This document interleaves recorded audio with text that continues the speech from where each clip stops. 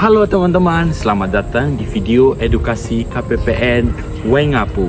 Hari ini kita akan bahas topik penting dalam pengelolaan keuangan satuan kerja, yaitu pengajuan SPM ke KPPN, khususnya terkait uang persediaan melalui kartu kredit pemerintah atau UPKKP.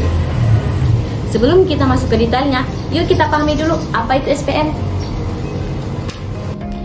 SPM adalah singkatan dari surat perintah membayar, yaitu surat yang diterbitkan oleh satuan kerja untuk mencairkan dana dari APBN. SPM ini disusun oleh pejabat di satuan kerja, lalu diajukan ke KPPN agar diterbitkannya SP2D atau surat perintah pencairan dana. Secara umum, SPM terdiri dari dua jenis utama. Yang pertama, SPM-LS, dan yang kedua adalah SPM-UP. SPM-LS digunakan untuk pembayaran langsung kepada pihak ketiga, seperti vendor, penyedia jasa, atau pegawai, misalnya untuk gaji, honorarium, atau pembelian barang dan jasa. Dana dari SPM-LS langsung ditransfer ke rekening penerima. Sedangkan SPM-UP adalah uang persediaan yang ditransfer ke rekening bendahara satuan kerja. Dana ini digunakan untuk membiayai kebutuhan operasional harian yang tidak bisa dibayarkan melalui mekanisme LS. Jadi, sederhananya, SPM-LS bentuknya pembayaran langsung kepada pihak ketiga, SPM-UP bentuknya berupa dana talangan untuk operasional satuan kerja. Mari kita lanjut ke topik penting yang akan kita bahas pada video ini, yaitu uang persediaan kartu kredit pemerintah atau disingkat UPKKP. Nah, uang persediaan itu sendiri ada dua bentuk. Yang pertama berbentuk tunai, dan yang kedua berbentuk kartu kredit pemerintah atau UPKKP. UPKKP ini digunakan untuk membiayai kebutuhan operasional harian satuan kerja, tapi dengan cara yang lebih modern. Transaksi dilakukan secara non-tunai menggunakan kartu kredit pemerintah. Adapun keunggulannya lebih aman dan akuntabel, karena semua transaksi tercatat langsung oleh sistem perbankan. Jadi, bendahara tidak perlu lagi pegang uang tunai dalam jumlah besar. Lalu, apa saja sih yang bisa dibayar dengan UPKKP?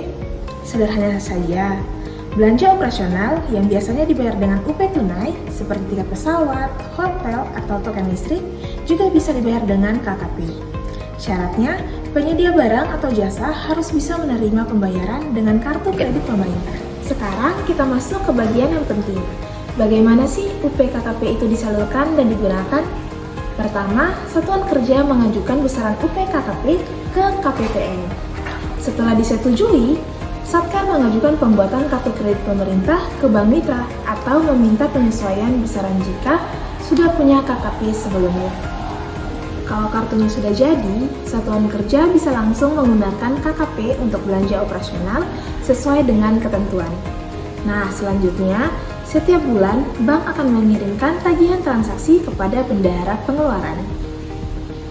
Setelah membayar tagihan, Satkar menyusun SPMG UPKKP dan mengajukannya ke KPPN. Setelah SPMG UPKKP disetujui, SP2D akan diterbitkan dan dana langsung masuk ke rekening bendahara. Dana itulah yang digunakan untuk membayar tagihan KKP dari bank. Setelah itu, kartu bisa digunakan kembali untuk melakukan transaksi berikutnya. Praktis, aman, dan akuntabel. Dalam penyusunan SPM UPKKP, uraian harus menjelaskan tujuan pengajuan secara spesifik dan sesuai jenis belanja yang dilakukan. Misalnya, jika digunakan untuk ATK dan penginapan, cukup ditulis penggantian uang persediaan KKP untuk keperluan belanja barang. Pastikan uraian konsisten dengan dokumen pendukung atau akun belanja yang digunakan, seperti akun 52 untuk barang dan akun 53 untuk modal. Ada banyak keunggulan dari penggunaan UPKKP yang perlu kita tahu.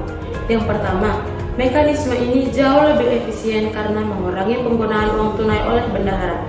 Yang kedua, transaksi tercatat otomatis oleh sistem perbankan, jadi nggak perlu repot mencatat manual satu persatu. Dan yang paling penting, UPKKP mendukung transparansi dan akuntabilitas dalam pengelolaan keuangan satuan kerja. Dengan sistem ini, pengawasan jadi lebih mudah dan pengelolaan anggaran makin tertib. Demikianlah penjelasan singkat tentang uang persediaan, jenis-jenisnya, serta persyaratan SPM-nya. Pastikan teman-teman semua mengikuti setiap prosedur pengajuan SPM ya, agar pengelolaan keuangan menjadi lebih lancar. Terima kasih sudah menyaksikan video edukasi KPPN Wengapu kali ini.